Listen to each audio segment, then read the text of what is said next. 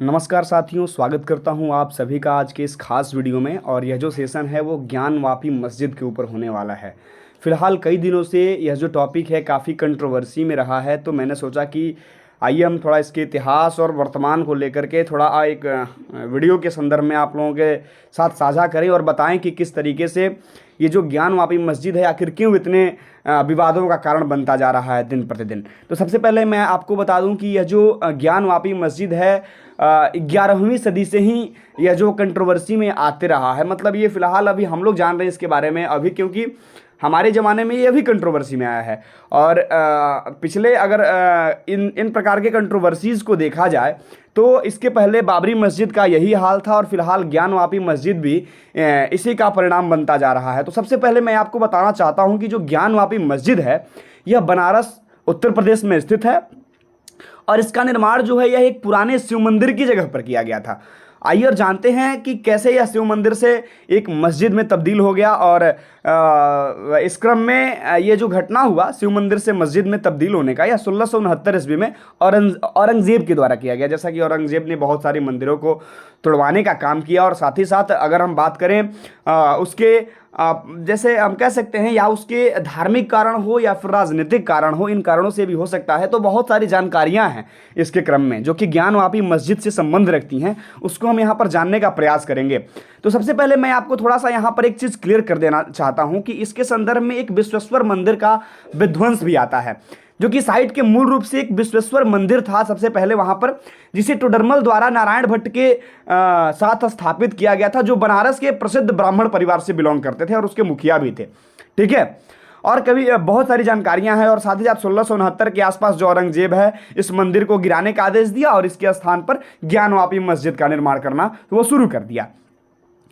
इरादों की अगर हम बात करें इसके संबंध में, तो जो इरादे रहे हैं इसको लेकर के, तो विद्वानों का यह भी कहना है इसके संदर्भ में कि औरंगजेब के विध्वंस के लिए प्राथमिक प्रेरणा के रूप में धार्मिक कट्टरता के बजाय राजनीतिक कारणों को भी माना जाता है।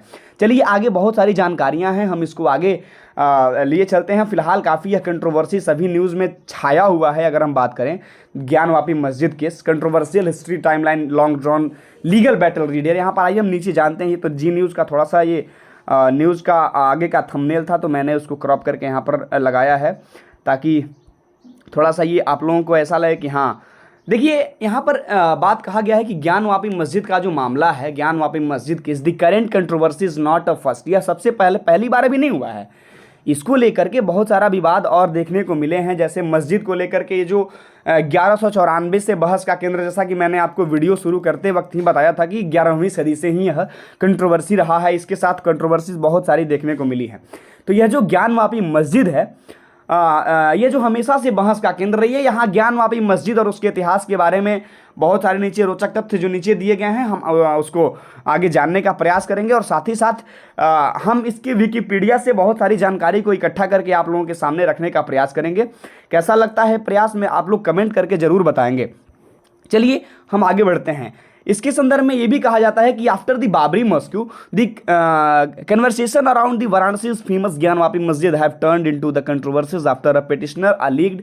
यह कब से यह मामला प्रकाश में आया, जो इस बार यह मामला प्रकाश में आया है, कैसे इतना कंट्रोवर्सी हुआ है इसके ऊपर, तो यहाँ पर हम जानने का प्रयास करते हैं कि बाबरी मस्जिद के बाद वाराणसी की प्रसिद्ध ज्ञान वापी मस्जिद के आसपास की बातचीत उस समय विवाद में बदल गई जब एक याचिकाकर्ता ने, एक पिटिशनर ने आरोप लगाया कि मस्जिद का जो निर्माण है वह मुगल बादशाह औरंगजेब ने 16वीं शताब्दी में की है, जो कि एक मंदिर को तोड़कर किया गया था। याचिकाकर्ता ने भारतीय पुरातत्व सर्वेक्षण विभाग, जो कि इंडियन आर्कियोलॉजिकल जो डिपार्टमेंट है, इससे उसने विस्तृत सर्वेक्षण की मांग की है कि इसके संदर्भ में बढ़िया से सर्वेक्षण किया जाए और सर्वे करके इस चीज़ की पुष्टि किया जाए कि वह जैसा कि अभी फिलहाल बाबरी मस्जिद के साथ सेम टू सेम वही घटना यहाँ पर हुआ है। लास्ट फ्राइडे को हुआ क्या कि अकोर्ट जो है वह अपॉइंट किया गया, कमेटी को एक अपॉइंट किया, was blocked from the carrying to survey of videography, और वीडियोग्राफी करने को लेकर के मॉस्क के कम्प्लेक्स में।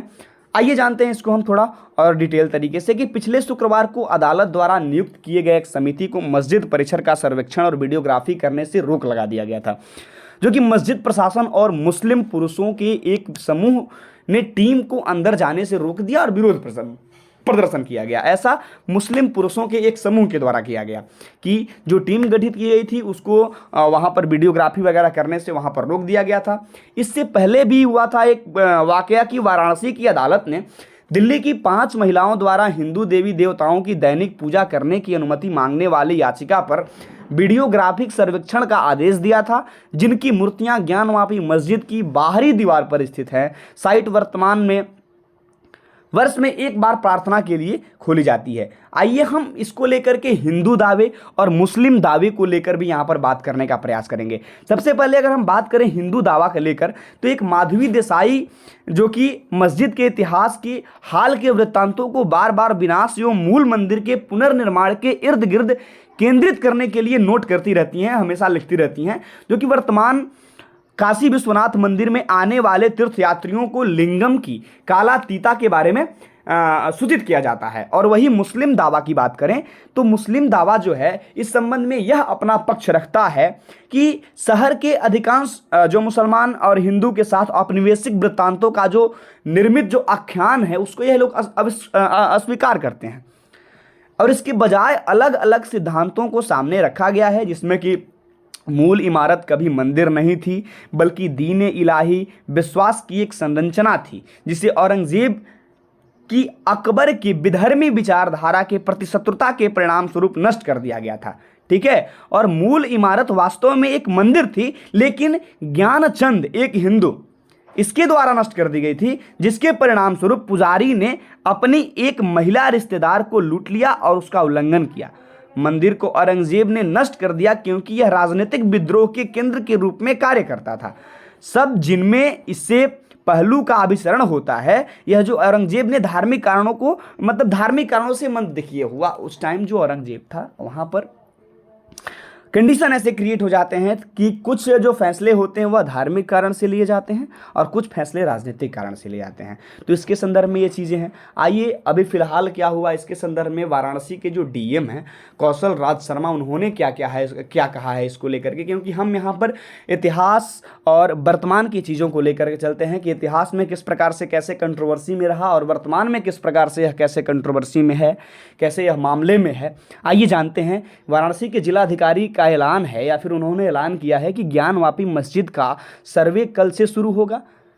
यह कल का न्यूज यानी अर्थात यह आज से शुरू होगा। यह तब हुआ जब वाराणसी की एक अदालत ने फैसला सुनाया कि सर्वेक्षण जारी रहेगा और 17 मई तक रिपोर्ट मांगी जाएगी।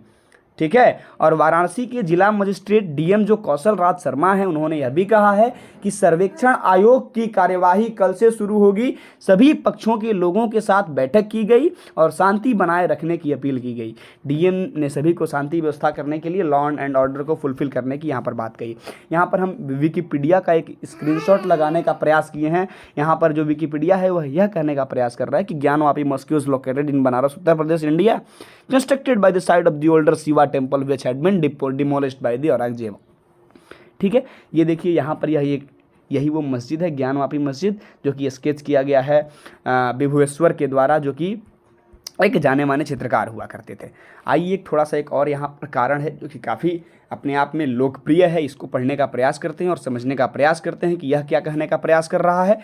विद्वान औरंगजेब के विध्वंस के लिए प्राथमिक प्रेरणा के रूप में धार्मिक कट्टरता के बजाय राजनीतिक कारणों को मानते हैं, जैसा कि मैंने अभी पढ़ाया। Oxford world history of empire note कहता है कि जबकि विध्वंस और औरंगजेब के रूढ़िवादी झुकाव के संकेत के रूप में व्याख्या किया जा सकता है, स्थानीय राजनीति ने एक प्रभावशाली भूमिका निभाई और हिंदुओं और उनके पूजा स्थलों के प्रति उनकी नीतियां निरंतर अज्ञेयवादी के बजाय विविध एवं विरोधाभासी थी।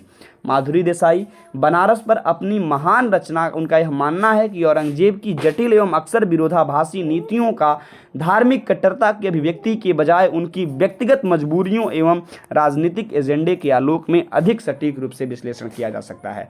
और इस प्रकार की इस जानकारी को आपके पास पहुंचाने के लिए मैं अपने आप का भी आभार व्यक्त करता हूं और आप लोगों का भी आभार व्यक्त करता हूं कि आप लोग अपना कीमती समय निकाल करके हमारे इस वीडियो को लास्ट तक देखें। मिलते हैं आपसे किसी और टॉपिक पर अगले वीडियो में, तब तक के लिए धन्यवाद। जय हिंद।